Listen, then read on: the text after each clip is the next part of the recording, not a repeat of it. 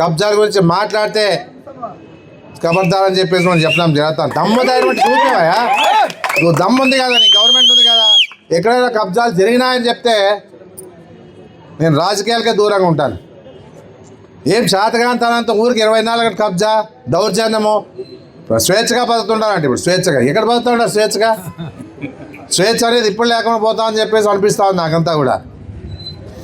అంతా దౌర్జన్యాలంట, కేసులంట, ఇష్టానుసారంగా ఆ రోజుల్లో మనం దౌర్జన్యం చేసామని చెప్పే పరిస్థితి చెప్తా ఉన్నాడే మీడియాలో. నీకు సిగ్గు శరం ఉందే అని అడుగుతా ఉన్నాను నేను. ఏదన్నా కూడా నువ్వు చేసే పనులు కప్పిపుచ్చుకోవడానికి దొంగ అన్నట్టుంది. దొంగ నడుస్తాడు దొంగే అట్లుంది నీ కథ. ఏదన్నా కూడా సోషల్ మీడియా పెడితే కొంతమంది ఆ పార్టీ నాయకులు ఏదోదే మాట్లాడాం, ఇష్టానుసారం మాట్లాడతారు. ఇప్పుడు అధికారం ఉందని మాట్లాడతారు, పర్వాలే, మేము కూడా ఓపిక పడతాం. రాజకీయంగా ఉన్నాం కాబట్టి ఏ విధంగా కూడా ఓపిక పడతాం. ఏదన్నా కానీ మాట్లాడినప్పుడు కొంత చూసి మాట్లాడి నేర్చుకోవాలి ఎవరైనా కానీ. నీవు తప్పు, నీ నాయకుడు తప్పు చేసి కూడా తప్పనే ధైర్యం కార్యకర్తకు ఉన్నప్పుడే ఏదైనా కానీ మంచి చేస్తారు. కానీ ఆ దమ్ము ధైర్యం లేకుండా మీరు కూడా ఆయనతో కలిసిపోయినారంటే ఆదోని ఏం కావాలని చెప్పేసి అడుగుతా ఉన్నాను నేను ఇక్కడే పుట్టినా, ఇక్కడే పెరిగినా, ఇక్కడే ఉన్నా. నాకే ఆదోని అంటే నాది అనేది ఒకటి ఉంటుంది. నీకెందుకు ఉంటుంది? ఎక్కడి నుంచి వచ్చడానికి నీకేదున్నా ఈ ఊరు కాకపోతే వలసలు పోయినట్లు అనమాట. ఇప్పుడు ఊరు కొలసలు వచ్చినా రేపు ఇంకో ఊరు కొలసిపోతావు. అంతేగాని నాది అనేది నీకు ఉండదు. చెప్పుకునేదానికి గొప్పతనంగా చెప్పుకునేదానికి చెప్తావు. కానీ నీకు ఏముంది? ఏంటంటే నీ అదృష్టం కొద్దీ గెలిచావు ఏదో రకంగా. ఏదన్నా కూడా ఇప్పుడు 3 ఏళ్ళు భరించాల్సి ఉందే. ఏ రకంగా ఉన్నా కూడా నీవు అధికారం ఎమ్మెల్యేనే కాదనిలే. అధికారాన్ని ఏ విధంగా నీ మీద మంది మీద విరుచుకుపడేది కాదు అనవసరంగా. ఏమైనా ఉంటే చెయ్యి, ఏమీ లేకోకుండా ఊరికి అనవసరంగా ఏదో మాట్లాడితే నేను గొప్పగా మాట్లాడతాను అనుకునే వాళ్ళు మీలాంటి వాళ్ళంతా ఉండాలని చెప్పేసి కూడా చెప్పడం జరుగుతూ ఉంది. 20 నెలలు అయింది ఎక్కడికి పోకుండా ఇక్కడే కూర్చోయినాం. రాండి ఎవరైనా చూపిరని చెప్పేసి. ఏ రకంగా కూడా ఏది కూడా కృష్ణమ్మ ఆ రోజు చిట్టా ఇప్పమ్మ అని చెప్తుంది. ఏదైనా చిట్టా అంటే ఇప్పమ్మ మా నుంచి కృష్ణమ్మతో మొదలైంది కబ్జా అనేది. కృష్ణమ్మ మొదలు పెడితే ఎమ్మెల్యే మాట్లాడా, దేవిశెట్టి ప్రకాశం మాట్లాడా, దేవేంద్రప్ప మాట్లాడా. ఏ రకంగా మాట్లాడినా కూడా ఏదైనా ఉందా అంటే ప్రజలు చూస్తున్నారు. ఎక్కడైనా ఏదన్నా దొరుకుతుందేమని చేసి చాలా ప్రయత్నం చేశారు. ఏదైనా దొరుకుతుందేమని చెప్పేసి చాలా ప్రయత్నాలు చేశారు. అయినా ఏం ఉపయోగం ఉందే? చేస్తే కదా మా నాయనకి ముట్టినాం కాబట్టి మా నాయన పేరు చెప్పుకుంటాం కాబట్టి మంది పేరు చెప్పే పరిస్థితి లేదు. ఏదున్నా కూడా ఏది కూడా ఆశించే పరిస్థితి లేదు. ప్రజల దగ్గర డబ్బులు వసూలు చేయాలని చెప్పేసి ఆలోచించలేము మేము ఎప్పుడు కూడా.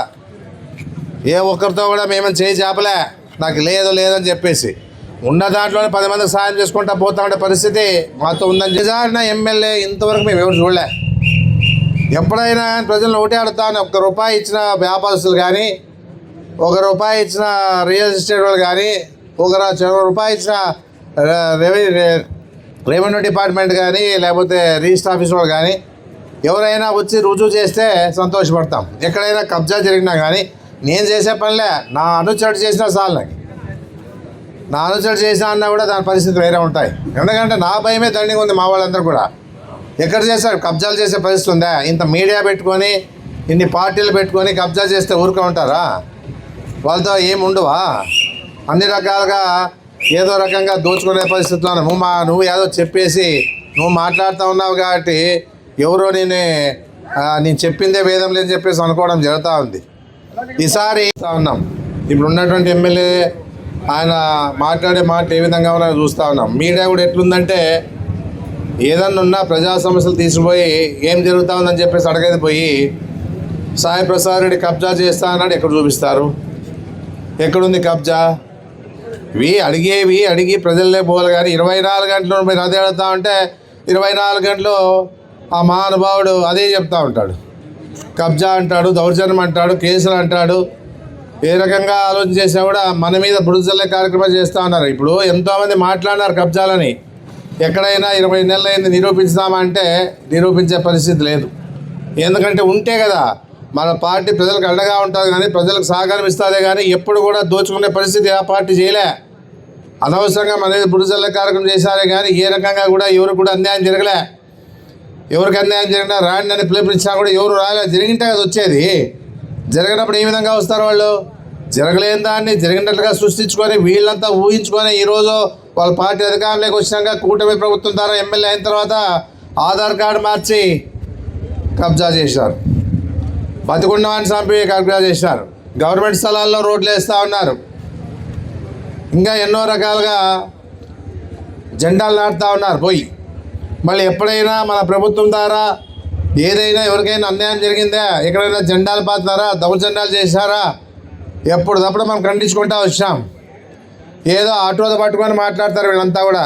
ఆటోలో పట్టుకొని మాట్లాడి ఆటో ఏదో మాట్లాడని చెప్పేసి దౌర్జన్యం ఎత్తుకుపోయి కొట్టాం. నా పిల్లోడే చెప్తా ఉన్నాడు, సాహెబ్ ఆయన ఏమీ చేయలేదు, మాకి కొంతమంది వేరే వ్యక్తులు చేశారని చెప్పినా కూడా మళ్ళీ అదే విషయాన్ని ప్రస్తావిస్తూ ఉంటారు. ఏమీ లేదు కదా వీళ్ళకి, చెప్పుకోలేక ఏమీ లేక ఏ విధంగా కూడా వీళ్ళు చేసే పరిస్థితి చూస్తూ ఉంటే కోడిగుడ్లు తింటారు. పిల్లలకి ఇచ్చే కోడిగుడ్లో తింటారు, ఇసుకలో తింటారు, గరసలో తింటారు, రిజిస్టర్ ఆఫీస్లో తింటారు, రెవెన్యూ ఆఫీస్లో తింటారు, బ్రాంతి షాప్తో తింటారు, కాంట్రాక్ట్లో తింటారు, రియల్ ఎస్టేట్లో తింటారు, నీళ్ళు అమ్మేవంతో తింటారు. ఏ విధంగా లారీలు ఆపి నిలదీస్తారు. ఇసుక అన్ని దందాలే ఈరోజు జరుగుతామని ఎప్పుడైనా ఆ దాంట్లో నేను ఒకటే అడుగుతా ఉన్నా ప్రజలకి, రియల్ ఎస్టేట్ రూపాయి ఇచ్చినారా? లేకపోతే ఇది ఇసుక వాళ్ళు ఎప్పుడైనా తోలినామా? బ్రాంతి షాపులతో ఎప్పుడైనా అన్నీ మా కూడా గవర్నమెంట్తో నడిపినారు కాబట్టి ఏ విధంగా కూడా ఏమి చేయలే. కోడిగుడ్లు పిల్లలకి ఇచ్చే కోడిగుడ్లు కూడా ఈరోజు తింటా ఉన్నారంటే ఇంతకిన్నా నేచం లేదు. ఏదైనా ప్రెస్ వాళ్ళు అడిగితే కొన్ని విషయాల్లో 1,50,00,000 ముట్టిందంటే నేను అలాంటి పని చేయను అని చెప్తాడు. ఏదో రుజువుంటాయి ఇవన్నీ ప్రజలు తెలుస్తూ ఉంటుంది ఏమనేది. ఏదున్నా 50 రుజువులు ఉన్నాయి మా మీద. మళ్ళీ రుజువు లేకపోయినా మాట్లాడుతూ ఉన్నారు. నేను అనుకుంటే పర్సనల్గా మాట్లాడాలనుకుంటే నేను అడుగుతాను, నీకు 4 పెళ్ళాలు ఉండాలని చెప్పేసి. నీవు పర్సనల్గా రావద్దు. ఏదున్నా కూడా పర్సనల్గా వస్తే మేము పర్సనల్గా ఎత్తాల్సి వస్తూ ఉంది. నీవు ఏం చేసినా నీ కర్మ నువ్వు అనిపిస్తావు, ఖచ్చితంగా అనిపిస్తావు, తప్పేంలే. ఎందుకంటే ప్రజలు కూడా విసుగున్నారు. ఏదో నేను మాట్లాడిన అట్రాక్షన్ చేసే విషయాన్ని అందరూ గమనించినారు. అప్పట్లో ఏ రకంగా ఆలోచన చేసినా కూడా నీ మీద ప్రజలకి అసూయ కలిగింది. అప్పుడే ఆయన మీద వ్యతిరేకత వచ్చింది. ఈ మాటలు వినలేక ప్రజలంతా కూడా ఇబ్బంది పడుతూ ఉన్నారు. ఎప్పుడైతే అప్పుడు ఎమ్మెల్యేది వస్తే ఏదో చెప్తాడేమో, గొప్పలు చెప్తా అని చెప్పేసి చూస్తూ ఉన్నారు. ఇప్పుడు ఎమ్మెల్యే అంటే పక్కకు దుప్పుతూ ఉన్నారు సోషల్ మీడియాలో. ఆ పరిస్థితి వస్తూ ఉంది. ఏదున్నా నిజాలు చెప్తే కదా ఎప్పుడైనా, ఒకటే నిజం చెప్పాలి. ఏదైనా ఉన్నా చూసి మేము మా ఆయంలో చెప్తాం గట్టిగా. మెడికల్ కాలేజ్ వచ్చింది, బైపాస్ రోడ్ వచ్చింది, డిగ్రీ కాలేజ్ వచ్చింది, పాలిటెక్నిక్ కాలేజ్ కట్టించినాము, మహిళా ఉర్దూ కాలేజ్ కట్టించినాము, రెసిడెన్షియల్ స్కూల్ కట్టించినాము, ఈరోజు ఈద్గా కూడా శాంక్షన్ చేశాము. ఏదున్నా కూడా రామజల డెవలప్మెంట్ చేసాము. ఆ రోజుల్లో మున్సిపాలిటీ ద్వారా రోడ్లు వేసినాము, ప్రజల్లో తిరిగినాము, గడప గడప తిరిగినాము. మీలాగా అధికారంలోకి వచ్చిన 15,500 ఛార్జీలు కరెంట్ ఛార్జీలు పెంచలే. ఎక్కడ కూడా డెవలప్మెంట్. ఇప్పుడు ఉండే డిగ్రీ కాలేజ్ బిల్డింగ్ శాంక్షన్ 5 ఎకరాలు చేసాం అప్పట్లోనే. అదే కాకుండా పాలిటెక్నిక్ కాలేజ్ ఉంది, ఐటీఐ కాలేజ్ ఉంది. దానికి స్టాఫ్ తీసుకురండి అంటే తీసుకొచ్చాక యోగ్యత లేదు మీకు. అసెంబ్లీలో మాట్లాడితే ఇంత పొడవు ఇంత వేయడం అని చెప్తాను. అసెంబ్లీలో ఏం మాట్లాడు? 0 అవర్లో మాట్లాడితే ఏముంది? అది రికార్డ్ అవుతుంది. దాని నుంచి నీకు సమాధానం వస్తుంది కానీ దాని నుంచి నీకేం కూడా దాని పరిష్కారం కాదే. అది ఏది కాదు అది. ఎందుకంటే ప్రజల నాయకులు అనుకుంటున్నారు 0 అవర్లో మాట్లాడే ఏం చేస్తామంటే ఆ దోన్లో మమ్మల్ని చూడాలని చెప్పేసి మాట్లాడతాం. అది కావాల్సి ఉండేది. ఏం మాట్లాడి 15 అంశాల మీద మాట్లాడితే ఆదోనికి ఉపయోగపడడం ఏదైనా ఉందే? ఏం ఆదోని యువత గురించి మాట్లాడినావా? ఆదోని నిరుద్యోగుల గురించి మాట్లాడినావా? ఆదోని డెవలప్మెంట్ గురించి మాట్లాడినావా? ఆదోని రోడ్ల గురించి మాట్లాడినావా? ఆదోని మెడికల్ గారి గురించి మాట్లాడినావా? ఆదోని గురించి ఏం చెప్పినావు? ఏదున్నా ఆదోని నీకు ప్రజలు నీకు ఆశీర్వదించినారు కాబట్టి ఆదోని గురించి మాట్లాడాలి. నేను ఏదో స్టేట్లో మాట్లాడితే ఇన్ని ఏం ఉపయోగం ఉంది? ఈరోజు ఉపయోగపడే కార్యక్రమాలు మాట్లాడితే ఏదైనా ఉపయోగం ఉంటుంది కానీ ఆ 0 వల్ల మాట్లాడితే అసలు ఉపయోగమే ఉంటుంది. అది మనం మాట్లాడి ఈడంతా సంఘాలు కొద్దుకుంటారు. అసెంబ్లీలో మాట్లాడాడు, ఎవరు మాట్లాడలేదు. ఎప్పుడు మాట్లాడినాం, ఎందుకు మాట్లాడలే? ఎప్పుడైనా రికార్డ్ చూసుకుంటే కూడా మాట్లాడినట్టు ఉంటుంది. ఏమి మాట్లాడినాం, ఎందుకంటే సీనియర్లు అయినట్లల్లా మాకు అవకాశం ఇలే. కానీ మేము ఏం చేయాలి? మేము అసెంబ్లీలో మాట్లాడి మెడికల్ కాలేజ్ తెస్తామే, అసెంబ్లీలో మాట్లాడి బైపాస్ రోడ్ తెస్తామే, అసెంబ్లీలో మాట్లాడి డిగ్రీ కాలేజ్ తెస్తామే, అసెంబ్లీలో మాట్లాడి పాలిటెక్నిక్ కాలేజ్ కట్టిస్తామే, అసెంబ్లీలో మాట్లాడి రంజాన్ బాగా చేస్తామే, అసెంబ్లీలో మాట్లాడి ఇది ఉర్దూ కాలేజ్ కట్టిస్తామే, అసెంబ్లీ కాలేజ్ రెసిడెన్షియల్ కట్టిస్తామే. ఏమున్నా కూడా ఈరోజు ఇన్ని విధాలుగా మేము ఎప్పుడు కూడా మాట్లాడుకోండి ఇవన్నీ తీసుకొచ్చాము. ఎందుకంటే పనితనం ఉండాలా. ఏదో మీరు ఇంటాలే అసెంబ్లీలో మాట్లాడుతా అంటే కొంతమంది బాణాలు ఇడుస్తారు. అదేం ఆనందం ఏమో లేదు, కానీ స్వీట్లు పంచుకొని తింటారు.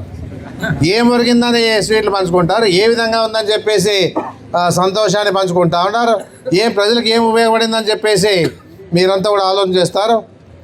ఏది లేకపోయినా కూడా ఆడంబరాలతో అన్ని మాటలు చెప్పుకుంటా నీకేం కావాలా, కరెక్ట్గా ఉన్న రియల్ ఎస్టేట్లో కూడా పోయి నువ్వు కాలు పెట్టాలా.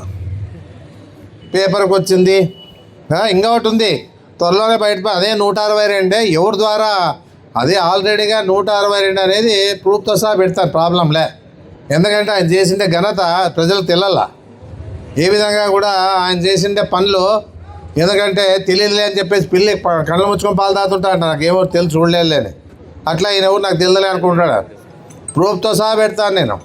అదే అసలుకి 162 బాలాజీ ఎస్టేట్, మహేశ్వరి ఎస్టేట్, ఈ 2 ఎస్టేట్లోన ఆల్రెడీగా లేఅవుట్ అయిపోయింది.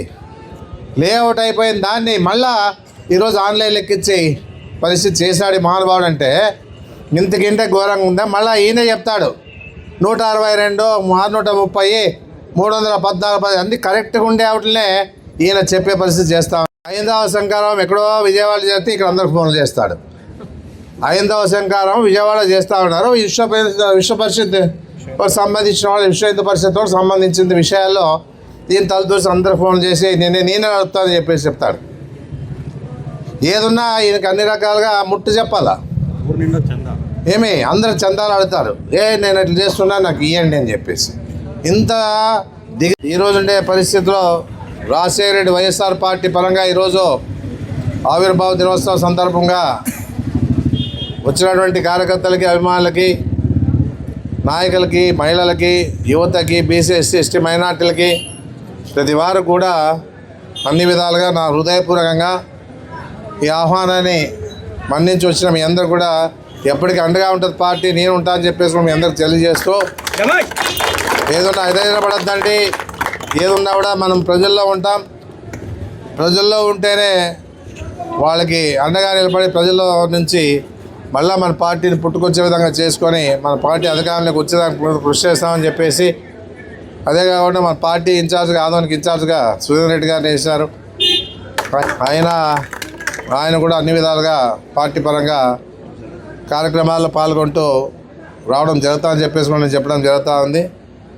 ఈరోజు ఈ కార్యక్రమానికి వచ్చిన ప్రతి వారు కూడా మీడియా మిత్రులకు కానీ, ప్రెస్ వాళ్ళకి కానీ, తర్వాత మీకు అందరూ కూడా నా ఉదయపూర్వక ధన్యవాదాలు.